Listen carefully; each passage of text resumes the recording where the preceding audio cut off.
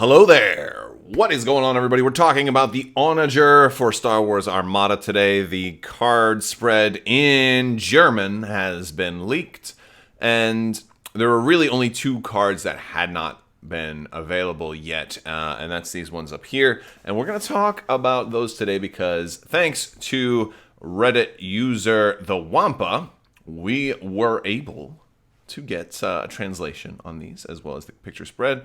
And yeah, all this stuff is coming out in Europe. So, well, not all of it.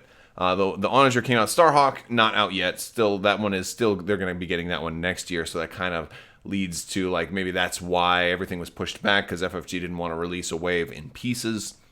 I can understand that. I would have still been okay with only getting one ship. But then, here's the thing. If the Empire had gotten this ship out, some people would be like, what? The Empire got two ships in a row and we Rebels still have nothing? Even though, the Starhawk's still part of the same wave. But I could see people making that complaint, which would be a little bit funny, but because whatever. I'd still be kind of cool to see how everything ends up working out. But yeah, the focus of this is we're going to talk about some new cards here. It's these two. Now we're getting just one copy of the Flaggschiffbruch, I believe that's how we're going to say it. Flaggschiffbruch, because it's in German and we got to say it with some oomph. But this one is the flagship bridge. And it is medium or large ship only, and also only flagships, and only it's a modification. So this one uses up a whole lot of stuff, right? A whole lot of criteria. Can't put it on a small ship. And it's got to go on a medium or large ship. It's got to be on your flagship. So you can only have one of them. You only have one flagship. So that much makes sense, of course. But the other thing is, it can only go on, a ship that's not using another modification. So it's going to take up your modification slot. So that is kind of an interesting little bit because, hey, it's just cutting off a lot of stuff. It also uses your offensive retrofit. But it costs 0 points, so that's something. However, you are going to get a little bit out of this. So what are we getting out of it? So it says basically your upgrade bar gains an additional fleet command icon. You cannot spend a command token to resolve the effect of a fleet command. So basically, it's giving you a one-shot fleet command. Now, we've seen this before with the Liberator title that came in the Rebellion in the Rim for a CR 90. So I feel like this one is going to be more of an Imperial card, although it doesn't seem like it's faction locked. It's something more likely to be used for the Empire, but I could see it maybe showing up in some Rebel lists. But the thing is, Rebels already have access to this same ability. A one-shot option. The thing is, also, this one doesn't seem like it's restricted. Like, it's not like, you can't use this. As Liberator says, you can't use this card if you already have Fleet Command. This one doesn't seem to say that. So you could, in theory, put this on, like, a Chimera and then have two Fleet Command options. But still, you can't use, unless the translation's slightly inaccurate, and sometimes the exact wording is a thing. You can't use tokens to trigger it. So it's basically making, your commands both one shot if you were to use this on, either a Psy Moon or something like that. You cannot put this on a huge ship for multiple reasons. For one, it says medium or large ship only. And that's a good enough reason right there. But also, because this is adding an upgrade bar, they said with a Superstar Destroyer live stream, you're not going to be able to put any upgrades on here that add upgrade slots. So, like, no Minister Tua, for example. And this does exactly that. So we're not, no chance that we would put this on the SSD. So it's kind of cool. I could see it doing for, like, a return of Intensify Firepower or something like that. There's always going to be those times where you really, really need something like that. And I like that, the Empire at least has the option to do this. I feel like this is a good option for maybe like a Vic 2, right? Because I feel like it's mostly going to be something that goes in Imperial lists. I'm sorry, not a Vic 2. Vic 2 wants to use that offensive for disposable capacitors. So maybe a Vic 1.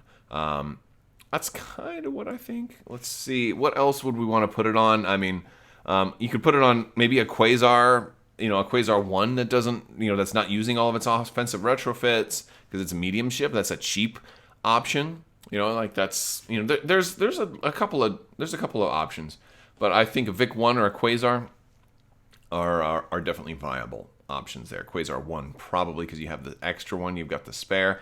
I guess a Quasar 2 if you're just not using it and you're really like using the Quasar 2 for like anti-squadron fire.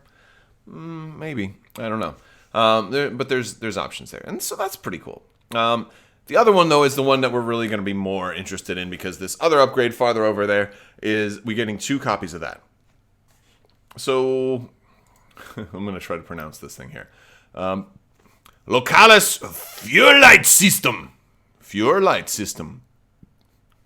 Firelight System. It's the furnace, and it's going to keep your ship warm in the winter because we know space is cold. No, but that translates to local fire control system or something like that.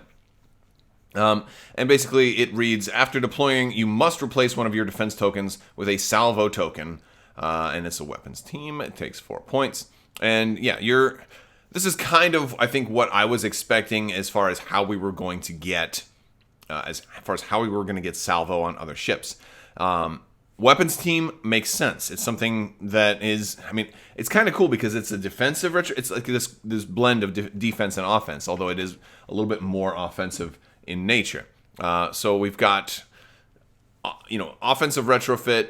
Only 4 points, so it's pretty cheap. There's not a whole lot of cheaper. There's not a whole lot of sub 5 cost offensive retrofits, and it's making you swap a defense token. So there's certain ships that are going to shine a little bit more with this, and some that aren't going to maybe do quite as well. The Onager actually, since it's coming with the Onager, it can work with the Onager. The Onager has 2 weapons teams and doesn't really need to use them all. So it's like, hey. Onager's got, especially the Star Destroyer version, has 3 dice in its rear arc. Because again, Salvo is you're using your printed rear arc. So the Onager Star Destroyer, the more expensive version, does have a 3-die rear arc. So now you can swap. You can have 2, counter attacks, 2 salvos, which is kind of cool. Since that'd be a respectable hit. Almost as good as especially if you're at medium range. That's only 1 die less than your front arc. Your regular front arc, not your ignition arc. But so I kind of like that. I think this is another one that's really good for the Vic 1. The Vic 1, especially, I think Salvo is going to see the rise of the use of Vader as a commander. Granted, I don't think Vader's ever been bad. He's actually one of those commanders that's like perfect and or maybe not perfect, but like appropriately costed, great benefit, and awesome. And one of the real tough things about running Vader as a commander is that there's so many other versions of Vader, you can't use those. So you take Vader as a commander, there's additional opportunity cost of losing Vader as an officer or as a squadron or as a boarding team or something like that. So, but this is going to put some new light back on Vader as a commander, which is going to be fun. I think for like an ISD, I see there being a good option for a couple of them. Kuat seems like the most logical fit to me because Kuat wants to be in close range, has the black dice experience with the Ordnance Expert upgrade, but also maybe an ISD 1. It doesn't get those black crits, which ISD 1 might be really good too because you don't need the black crits, so you don't care if you're not getting, to be fair, ISD 1 doesn't have black dice in its rear arc. It's just got a red and 2 blue. But you'll probably be up close. So ISD 1 is fine anyway. You want to be moderately close. I don't see it as big on the Simoon or the ISD 2 because they have the better, wider front arcs, which with the longer range. So they're going to want gunnery team there. But in any ship basically that doesn't need gunnery team, this is a very viable option for. But that has to take gunnery teams. So for the Rebels, MC80 is not going to. Well, MC80 Home 1 style is not going to be able to do it, and that's kind of a bummer. But I mean, I guess that's a really defensible ship. Maybe there will be a way at some point for us to be able to get a weapons team on there. Maybe it will be one of those like some kind of special upgrade that says you gain weapons team, but you cannot fire twice out of the same arc or something like that. Or you gain a weapons team that must cost this much or less, or something, some way for them to say, hey, you can have access to the new upgrades this gives you, but not gunnery teams. I wonder if they'll do that. Granted, I wouldn't necessarily have a problem if an MC80 wanted to have gunnery teams. Maybe you do it in the form of a commander for the Rebels that gives the ship they are on a weapons team. Now, all of a sudden, is maybe not that broken on an MC80 because now you can't combo that with Akbar because it's your commander that's granting it to you. So like there's all kinds of little things. That's actually a kind of a cool idea. I don't know. Or maybe you just say an upgrade slot of your choice, or you do a list of specific ones. But that basically, if your commander is able to grant you that on an MC80, that would be pretty cool. That would be pretty cool. What Rebel ships are really going to benefit from this? All right, so I think the MC-75 is a great ship for this. If you want to get in close, like an ordnance cruiser, for example, you're going to get 2 black dice with this. So that's like up to 4 damage. That's not half bad. If we could get 3 dice, that'd obviously be a little bit better. The Liberty MC-80s don't have 3 dice in their rear arc, and usually the Liberty MC-80s want gunnery teams anyway. So that's something. I feel like our new Nebulon title is going to be really nice. So if you want to run Vanguard, I was always kind of underwhelmed with Vanguard for the Nebulon because while it does give you the option to trade in a token for a redirect, it also gives you a weapons team. And for a Nebulon, I just didn't think weapons team was all that useful. Well, this one is kind of useful because, hey, you got 2 red dice in your rear arc, and that's a pretty respectable. Like 2 red dice is not half bad because that means you can salvo at long range and have no problem. So that's actually pretty good. That's better than some Star Destroyers. So you'd have a really good counterattack. So I like that. Unfortunately, you can't make that also work with Salvation title because if they attacked you from the front and you were able to salvo, technically it would be coming from the front arc, even though it's using the rear arc. And there's certain combos like this. That's why certain things are best to be on a title. But another ship I think is going to work really well on this is the Assault Frigate Mark II-A. The Assault Frigate Mark II-A is the more expensive version. It's got the extra blue die on the front and rear. And since it's got a 3 dice printed rear arc, that makes it pretty nice. You got 2 red and a blue. Again, the rear arc is just as strong as the front arc. So that gives you basically a front arc shot for your counter. So that's really nice. But the other thing that makes Assault Frigate Mark II-A more nice with this is the Paragon title. And the Paragon titles, if you're attacking a ship you've already attacked this round, add a black die to your attack pool. It's always been a fairly decent title. Nothing wrong with this particular title. But the thing is here, if you can stall an activation and they shoot your Paragon first, you get to salvo, attack them back. Now, when you do activate, both of your shots, if you're able to double arc them, both of your shots are going to be black dice.